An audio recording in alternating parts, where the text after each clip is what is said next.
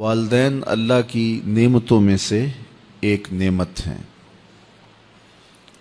اور یہ کوئی عام اور معمولی نعمت نہیں، یہ اللہ جل شانہ کی بہت بڑی نعمت ہے۔ شجر سایہ دار ہیں، گھنی چھاؤں ہیں، آغوش رحمت ہیں، پناہ ہیں، امان ہیں، حفاظتوں کا حصار ہیں، اور مشکلات، مصائب، آلام کے راستے میں ایک مضبوط ڈھال ہیں۔ اولاد کی خیرخواہی کا جو جذبہ والدین کے سینے میں رکھا گیا ہے وہ کسی اور میں نہیں رکھا گیا۔ یہ ایک ایسے پاکیزہ وجود ہیں جو اپنی اولاد کو اپنے سے آگے دیکھنا چاہتے ہیں۔ یہ انسان کو اس وقت پتہ چلتا ہے جب وہ خود باپ بنتا ہے، جب خود ماں کے روپ میں خاتون ڈھلتی ہے، تو اسے پتہ چلتا ہے کہ یہ رشتہ کتنا گہرا ہوتا ہے۔ اللہ تعالیٰ جل شانہ نے والدین کی صورت میں جو یہ رحمت رکھی ہے، اولاد کو تلقین کی کہ ان کی تکریم کریں، ان کی عزت کریں، ان کے سایہ عاطفت میں آپ رہتے ہیں تو اس صاحبان کی قدر کریں۔ میرے حضور علیہ السلام نے ارشاد فرمایا، اللہ کی رضا والدین کی رضا میں ہے، اور اللہ کی ناراضگی والدین کی ناراضگی میں ہے۔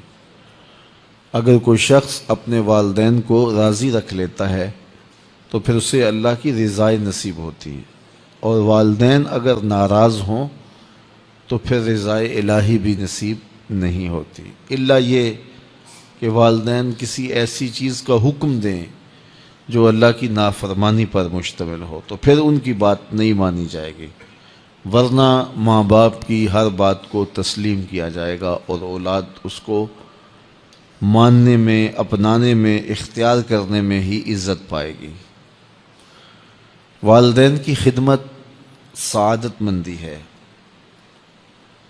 والدین کی خدمت ان کی دی گئی خدمتوں کا بدل بھی ہے، اگرچہ نیم البدل نہیں اور پورا بدل نہیں، لیکن بہرحال انہوں نے جو خدمت کی تو اس کا تقاضا یہ ہے کہ آپ بھی والدین کی خدمت کریں۔ لیکن اگر انہوں نے خدمت نہ بھی کی ہوتی تو پھر والدین ہونے کے ناطے سے بھی لازم تھا، ضروری تھا کہ آپ ان کی خدمت بجا لاتے اور ان کی تکریم کرتے، اور یہ تمہارے لیے، تمہاری دنیا کے لیے، تمہاری آخرت کے لیے بہتر تھا۔ اس لیے بھولے سے بھی کبھی ماں باپ کی نافرمانی نہ کریں، ان کی تکریم کریں، ان کی عزت بجا لائیں۔ ایک شخص اپنے باپ کے آگے چل رہا تھا تو حضور نے ارشاد فرمایا، اپنے باپ کے آگے نہ چلو، اس کو ادب سکھایا، باپ کے آگے چلنے سے روکا۔ اسی طرح ایک شخص حضور کی خدمت میں حاضر ہوا اور اس نے عرض کی، حضور میرا بیٹا مجھے اپنی چیزوں کو مجھے ہاتھ نہیں لگانے دیتا، تو فرمایا اسے بلاؤ، تو بلایا تو اس نے کہا یہ میری چیزیں خراب کر دیتا ہے، بوڑھا ہو گیا ہے، اسے پتہ نہیں، تو یہ چیزیں خراب کر دیتا ہے۔ تو حضور کی چشمان سے آنسو جاری ہو گئے، اور حضور نے ایک تاریخ ساز جملہ ارشاد فرمایا، انتا و مالو کا لابی کا، اس کو کہا کہ تو بھی اس کا ہے، تیرا مال بھی اس کا ہے۔ ایک وقت تھا کہ تو اس کی چیزوں کو خراب کرتا تھا اور اس نے کبھی ماتھے پہ شکن بھی نہیں آنے دی تھی، اور آج یہ تیری چیزیں خراب کرنے لگا ہے تو تو بے چین ہو گیا ہے۔ تو خوش دلی کے ساتھ ماں باپ کے ساتھ زندگی گزارنی چاہیے۔ ایک ماں، ایک باپ کتنے بچوں کو پالتا ہے؟ 5 بچے، 7 بچے، 8 بچے، کتنے بچوں کو وہ پال کے کہاں تک لے جاتا ہے؟ اور پھر جب ماں باپ بوڑھے ہو جاتے ہیں تو 7-8 بچے جن کو پال کے پروان چڑھایا تھا، جوان کیا تھا، اب ان کے لیے اگر وہ ماں باپ بوجھ بن جائیں کہ یہ کس کے ہاں ٹھہریں، تو پھر انہیں اپنے ماضی کی طرف غور کرنا چاہیے، اور اس بات پہ بھی غور کرنا چاہیے کہ کل انہوں نے بھی بوڑھے ہونا ہے، زندگی رہی تو یہ ادھار پھر انہیں بھی چکانا پڑے گا۔ تو ماں باپ کو محبت اور الفت کے ساتھ رکھنا اور ان کی تکریم تعظیم بجا لانا، یہ سعادت مند لوگوں کا شیوا ہے۔ کی تربیت کے جو اجزاء تھے وہ 4-5 ہیں، یعنی ماں باپ، استاد معلمین، ممبر و محراب اور معاشرے کے تمام افراد۔ لیکن معاشرے نے دستبرداری کا اعلان کر دیا۔ لوگ کہتے ہیں جی کسی کو کہنے کا دور ہی نہیں رہا۔ یہ بات سننے کو ملتی ہے نا، کسی کو کہنے کا دور، آج کل تے اپنے پتر نہیں مانتے جی، کسی نے کیوں کہیے، ہم کیوں برا بنے۔ تو معاشرے نے جو ہے وہ دستبرداری کا اعلان کر دیا۔ سکولوں میں، کالجوں میں، یونیورسٹیوں میں استاد پروفیسر وہ بھی کہتے ہیں جی بس وہ تو ہمارے پاس آ کے پیریڈ پڑھ لیں تو یہ بڑی غنیمت ہے، آج کوئی دور ہے کسی کو بات کرنے کا۔ تربیت سے انہوں نے بھی ہاتھ اٹھا لیا۔ مسجد و محراب کے ممبر، انہوں نے بھی دیگر موضوعات اختیار کر لیے اور انہوں نے تربیتی عمل یہ بھی چھوڑ دیا۔ رہ گئے اب ماں باپ۔ تو سارے ماں باپ اتنے زیرک اور سمجھدار نہیں ہوتے کہ وہ حکمت کے ساتھ کر سکیں، لیکن جب باہر سے غلط تربیت مل رہی ہو اور معاشرہ ہی جو ہے وہ اس خرابی میں جکڑا ہوا ہو تو ماں باپ کی محنت ضائع چلی جاتی ہے۔ باہر سے بچے جو چیزیں اخذ کر کے آتے ہیں تو وہ ماں باپ کو تو سمجھتے ہیں کہ یہ ان کو کیا پتا، یہ تو دقیانوس ہے، یہ تو پرانے ذہن کے لوگ ہیں، انہیں کیا پتا، تو وہ ماں باپ کی بات نہیں مانتے، شوخ چشم ہو جاتے ہیں، گستاخ اور بے ادب ہو جاتے ہیں۔ اللہ تعالیٰ کسی کو توفیق دے دے اور وہ ماں باپ کی بات مانے اور شرم کریں، حیا کریں، کہ وہ غیرت ان میں ہو تو وہ ماں باپ کی بات مان لیں تو اچھی بات ہے۔ اب پورے معاشرے نے مل کے اپنی نسل کی تربیت کرنی تھی، اور یہ جو رویہ کہ ہمیں کیا لگے جی، اپنے گھر کو چھاج بجائے یا چلنی، کسی کو کہنے کا دور رہا ہے۔ میرے حضور نے ارشاد فرمایا کہ کچھ لوگ مل کے سفر کر رہے تھے اور کشتی میں اپنی اپنی جگہ انہوں نے مقرر کر لی، اپنا اپنا بستر لگا لیا۔ ایک آدمی کشتی میں سوراخ کرنے لگ جاتا ہے اپنی جگہ پہ، تو سارے اگر یہ کہیں کہ ہمیں کیا لگے اپنی جگہ پہ کر رہا ہے، تو تھوڑی دیر کے بعد جب سوراخ ہوگا تو نیچے سے پانی آئے گا جس سے وہ سوراخ کرنے والا بھی ڈوبے گا اور یہ ساتھ بیٹھنے والے بھی ڈوب جائیں گے، پوری کشتی ڈوب جائے گی۔ اب ان کا حق کیا ہے کہ اسے غصہ لگے یا اسے ناراضگی ہو یا وہ خوش ہو، اس کا ہاتھ پکڑے، اس کو روکیں کہ تم غلط کر رہے ہو۔ یہ نہ کہیں کہ اپنے گھر کو چھاج بجائے یہ چھلنی ہمیں کیا لگے۔ تو اگر اس کو آزادی دے دیتے ہیں، اس کو چھوڑ دیتے ہیں اور اس ڈر سے کہ یہ آگے سے الجھے گا تو ہم کیوں اس کو کہیں، تو وہ سوراخ کرے گا تو پوری کشتی ڈوب جائے گی۔ اصل ہوا یہ ہے کہ پورا معاشرہ کہتا ہے جی ہمیں کیا لگے، سانو کی لگے، سارا معاشرہ ڈوب گیا ہے، کوئی کسی کو کچھ کہتا ہی نہیں ہے۔ گلیوں میں شیطان ناچ رہا ہے، اولادیں آوارہ ہو گئی ہیں، معاشرہ پورا اس عمل میں شریک ہی نہیں ہو رہا کہ ہم کوشش کرنی ہے۔ اگر میں کسی کے بچے کو سمجھاؤں گا تو کوئی میرے بیٹے کو سمجھائے گا، لیکن جب میں نہیں کروں گا تو کوئی میرے لیے نہیں کرے گا۔ تو پھر ایک دوسرے نے مل کر کے جو معاشرہ تعمیر کرنا تھا اور اچھی نسل کی تشکیل کرنی تھی وہ عمل ہو گیا۔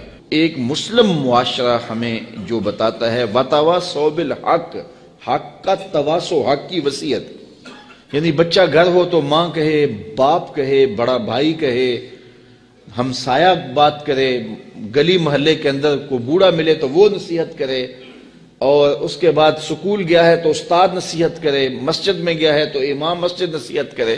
تو جب نصیحت کا یہ تسلسل ہوگا تو ہو نہیں سکتا ہے کہ بچہ سدھرے نہ سنورے نہ، لیکن 10 خراب کرنے والے ہوں، ایک صحیح کرنے والا ہو تو کبھی صحیح نہیں ہوتا۔ تو یہ اللہ تعالیٰ چاہے اس کی کرم نوازی سے، ورنہ ممکن نہیں ہے۔ تو ان کی جسمانی نشت کے لیے، ان کی اخلاقی تربیت کے لیے، ان کے قول و فعل اور ان کے عمل، ان کے رویوں پر ماں باپ کو غور کرنا چاہیے۔ حضور علیہ الصلوۃ والسلام نے فرمایا اپنی اولاد کو 3 چیزیں سکھاؤ، حب نبیکم وحب اہل بیتہ وتلاوت القرآن۔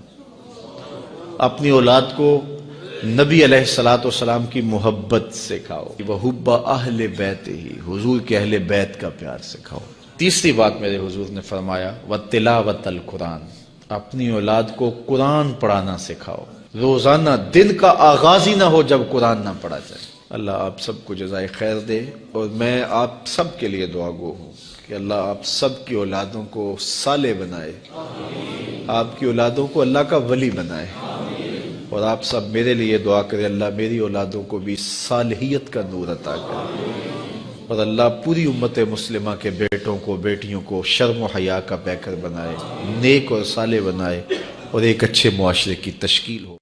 باپ کا انتقال حضور کے اس دنیا پہ قدم رکھنے سے پہلے ہی ہو گیا تھا، ابھی شکم مادر میں تھے کہ حضرت عبداللہ کا انتقال ہو جاتا ہے۔ در یتیم پیدا ہوئے ہیں، 6 سال کی عمر میں ابوا کے مقام پر ریت کے ٹیلے آئے تو وہاں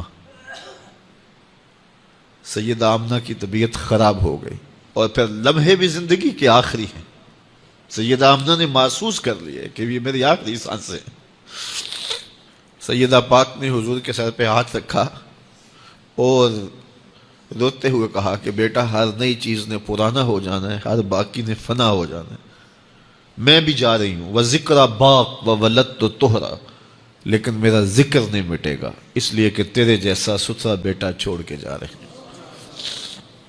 یہ آخری لفظ تھے سیدہ پاک کے کہ سیدہ آمنہ سلام اللہ علیہا کا انتقال ہو گیا۔ خیر حضور ماں سے لپٹ گئے، امی آپ آگے بولتی نہیں ہیں، لیکن خاموش ہو گیا تھا چمن بولتا۔ حضور نے وہیں پھر اپنی ماں کی تدفین کی۔ تدفین کے بعد ام ایمن کے ساتھ سواری پر بیٹھ جاتے ہیں اور چمٹ جاتے ہیں ام ایمن کے ساتھ، اور وہ جا کے حضرت عبد المطلب کے سپرد کر دیتی ہیں۔ تو حضرت عبد المطلب حضور کو آغوش میں لے کے بڑا روئے، اور ام ایمن سے کہا کہ میرے اس بیٹے کا تم نے خاص خیال رکھنا ہے۔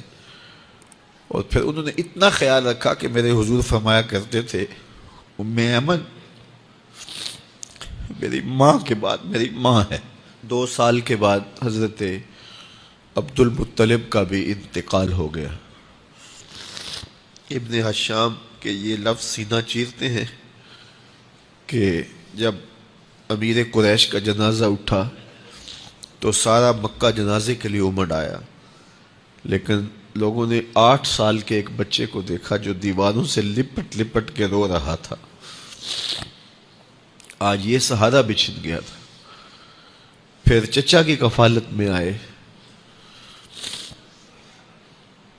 پھر ایک وقت آیا کہ وہ بھی اس دنیا کو چھوڑ گئے، اور اسی سال حضور کی اہلیہ کا انتقال بھی ہوا، اور اس سال کا نام عام الحزن، دکھوں کا سال رکھا۔ اہل مکہ نے جو سلوک کیا وہ کسی سے بھی مخفی نہیں ہے، پتھر مارے، گڑھے کھودے، کانٹے بچھائے، اجریاں ڈالی، اپنے گھروں کے کوڑے لا کے حضور کے گھر کے سامنے رکھ دیے۔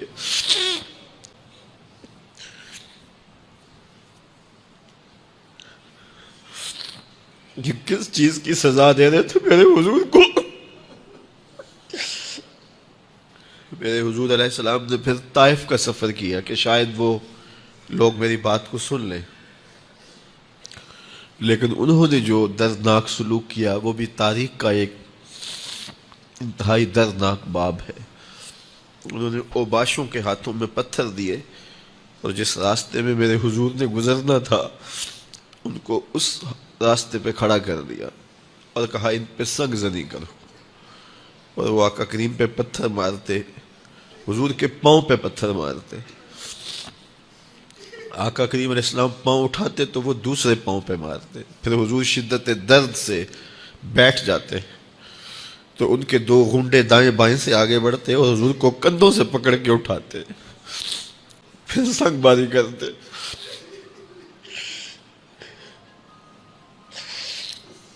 نالین حضور کے خون سے بھر گئے۔ عذاب کے فرشتے حضور کے پاس آئے کہ اگر آپ بد دعا بول دیں تو ابھی ہم ان پہاڑوں کو جوڑ دیتے ہیں اور یہ طائف کے لوگ پس جائیں گے ان پہاڑوں کے درمیان، آسمان سے پتھر اتریں گے، ان کے سر کچل دیے جائیں جنہوں نے آپ کو دکھ دیے۔ اب صحابہ جو ساتھ تھے انہیں بھی شدید آرزو تھی کہ حضور ان کے لیے بد دعا کریں، انہوں نے بڑا دکھ دیا، تو پھر حضور کے ہاتھ اٹھ گئے۔